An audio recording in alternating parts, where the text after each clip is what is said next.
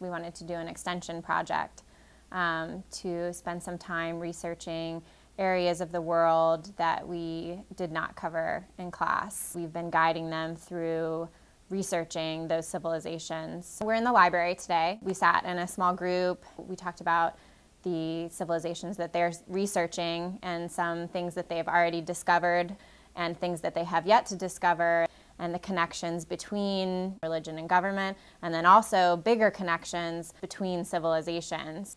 In the large group setting, the class was talking about what makes a civilization. They were pretty much in agreement on major things like a civilization needs to have people, it needs to have an economy. Some students thought that there should be religion to make a civilization, that was a necessary component. And some students disagreed. They thought that it's not absolutely necessary. And then it was interesting when we threw in the United States, and is that a necessary part of our civilization? And the students still were kind of half and half. The students were in agreement that religion is something important, but weren't quite sure if that should go inside the block, but I thought that it stimulated really valuable discussion. One of the students is studying Australia. Through talking about it in our small group, came to the conclusion that even if the Europeans didn't really know it, they were also adopting some ideas from the Aborigines, so that it was an exchange more than just the Europeans bringing in their culture, that there is still influence from the Aborigines, and that the Europeans might have even taken that influence.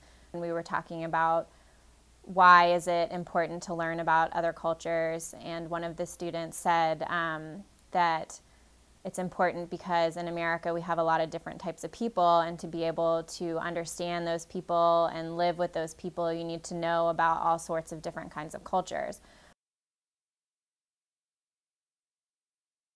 If you have a tangible object that represents the idea, it helps go through the thought process as they have these pieces, and then you can put them together and take them apart.